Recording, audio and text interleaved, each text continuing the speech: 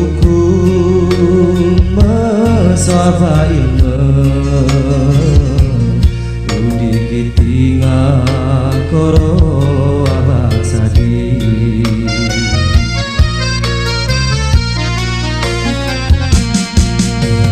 oi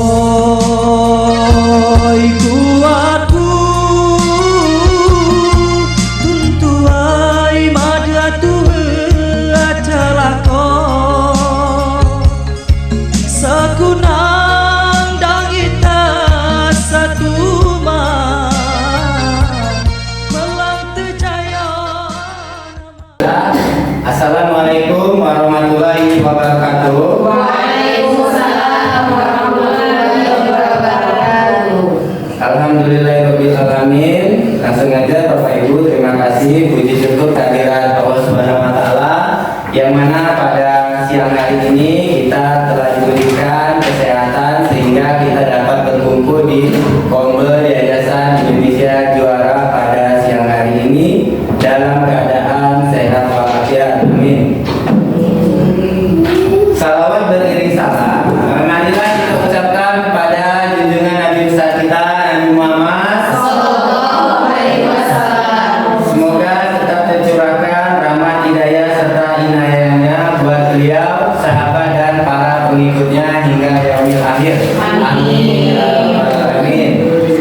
Langsung aja, terima kasih Bapak Ibu hebat sekalian. Di sini saya sebagai guru PJOK akan mempresentasikan rencana tindak lanjut untuk kegiatan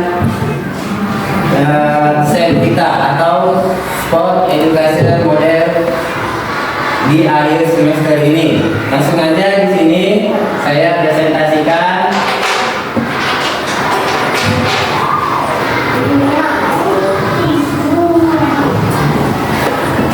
rencana tidak lanjut. Di sini saya memilih judul dengan tradisi yang ditinggalkan, yaitu permainan tradisional. Ini disusun oleh saya sendiri. Latar belakang dari kegiatan yang saya susun ini, yang pertama yaitu peserta didik kita saat ini memasuki sebagai generasi Z yang menerima arus informasi secara cepat melalui media internet. Sebagian informasi ini mengandung nilai-nilai yang kadang tidak sesuai dengan nilai-nilai tradisi luhur Indonesia. Bila mereka terpapar, dikhawatirkan nilai tradisi asing akan menghilangkan atau menggantikan nilai tradisi lokal yang luhur. Contohnya, ketika pulang sekolah, anak-anak zaman sekarang yang dicari bukan teman untuk bermain, tetapi yang dia cari adalah ya benar sekalian, itu yang dicari adalah game atau HP yang biasa dia pegang generasi Z ini. Selanjutnya, yang kedua adalah bermain tidak lagi menjadi aktivitas fisik yang menjadi tumbuh kembang anak. Permainan yang sekarang dimainkan adalah game online. Dia tidak mengenal lagi yang namanya permainan tradisional seperti gobak sodor, seperti engkrang, dan lain sebagainya.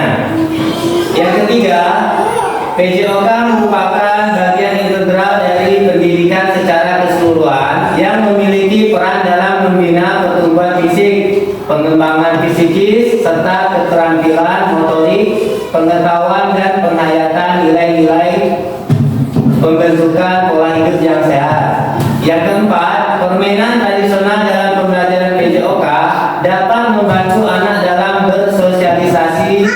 Anak saling bersosialisasi dengan temannya. Selain itu, bermain sangat diperlukan untuk perkembangan gerak dan kebugaran jasmani. Seperti pada contoh permainan tradisional ini, nanti anak-anak akan ada permainan yang namanya yaitu gerak lokomotor atau berpindah tempat, misalnya dengan cara berjalan ke sana, berjalan ke sini, lari ke sana dan lari ke sini.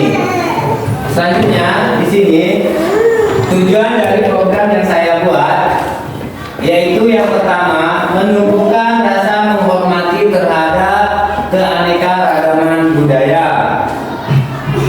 Selanjutnya yaitu melestarikan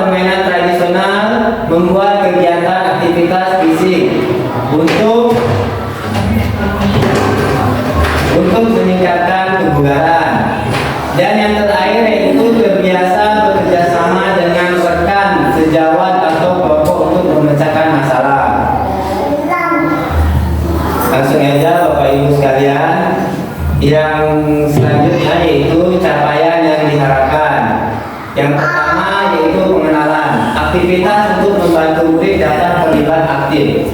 Misalnya selama ini ada murid yang nggak mau belajar, yang nggak mau mengikuti kegiatan ini, maka dengan kegiatan yang seperti ini kita akan membentuk sebuah kelompok atau beberapa kelompok untuk melaksanakan kegiatan perlombaan ini, sehingga semua santri atau murid nanti aktif terlibat langsung dalam pertandingan ini. Selanjutnya eksplorasi. Aktivitas murid mencari informasi terkait topik. Topik ini yaitu mengenai permainan tradisional gerobak sodor. Nanti para santri dia akan mencari informasi melalui internet atau lain sebagainya, bisa dengan buku. Selanjutnya proyek ini aktivitas murid merancang dan membuat produk hasil dari belajar dengan cara merekam atau mendokumentasikan. Nanti dari hasil itu dia akan mempelajari bagaimana cara kekompakan atau kerjasama sesama tim. Selanjutnya yaitu struktur mitra atau struktur program dan mitra. Program yang dibuat merupakan kurikuler yang menjadi upaya untuk mendalami dan menghayati materi pelajaran yang didapat melalui kegiatan permainan tradisional ini. Yang kedua, murid yang terlibat yaitu murid kelas 5 dan kelas 6 atau PASC ya, baik laki-laki maupun perempuan. Penanggung jawab di sini yaitu kepala sekolah. Sebagaimana setiap sekolah itu pasti penanggung jawabnya kita libatkan yaitu kepala sekolah. Selanjutnya, di sini kelompok belajar di sekolah yang menjadi fasilitator atau komunitas praktisi, yaitu tadi sebelumnya saya membuat tema yaitu pengunji waraga yang terdiri dari beberapa guru kelas dan guru makro dalam pengarahan UB. Yang selanjutnya yaitu mitra dengan wali kelas sebagai koordinator dengan masing-masing kelas. Selanjutnya kepanitiaan, peserta dan pihak lain yang berasal dari murid. Selanjutnya kapasitas yang dimiliki. Pertama, sekolah kita memiliki guru dan tenaga pendidikan yang profesional sesuai dengan kualitas akademisnya. Selanjutnya, murid yang berjumlah 250 orang di sekolah kita. Masing-masing kelas akan mengirimkan perwakilan sesuai dengan minat dan bakatnya untuk menjadi salah satunya bisa panitia, bisa peserta, bisa wasit dan ofisial maupun penonton dalam SEM. SEM ini yaitu Sport Education Model. Yang ketiga, sekolah memiliki lapangan olahraga yang cukup luas untuk permainan gerobak sodor ini. Sekolah memiliki jaringan internet yang baik jika nanti pada saat pelaksanaan guru-guru atau anak-anak bisa langsung men-live-kan melalui akun media sosial. Rencana evaluasi yang pertama, evaluasi secara menyeluruh dilaksanakan setelah pelaksanaan selesai. Apa yang sudah baik dan apa yang harus ditingkatkan, melihat dari umpan balik murid berupa kuesioner atau wawancara. Nanti setelah kegiatan permainan gerobak sodor ini selesai, nanti akan ada sesi yang namanya umpan balik, baik berupa pengisian kuesioner atau berupa wawancara secara langsung pada para guru ke peserta. Yang kedua, mendokumentasikan proses kegiatan main murid berupa video, foto. Selanjutnya yang ketiga, mencatat hasil. Di sini pengamatan tentang kebiasaan bekerjasama dalam tim untuk mengukur tingkat kebugaran jasmani menggunakan tes kesegaran jasmani Indonesia. Misalnya nanti kita akan ada bagaimana kekompakan pada tim kelas 5 atau tim kelas 6, siapa yang larinya lebih cepat, siapa yang tenaganya lebih kuat. Ini bisa kita ukur nanti secara langsung. Kemungkinan tantangan yang bakal terjadi yang pertama yaitu cuaca atau terjadi hujan ataupun panas terik, kegiatan dapat ditunda atau diganti di hari lain.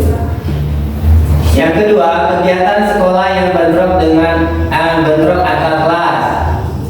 Yang ketiga, kegiatan sekolah yang bentrok karena dilakukan pas hari efektif. Nanti kita tidak menggunakan hari efektif ya, kita akan menggunakan di hari pas meeting.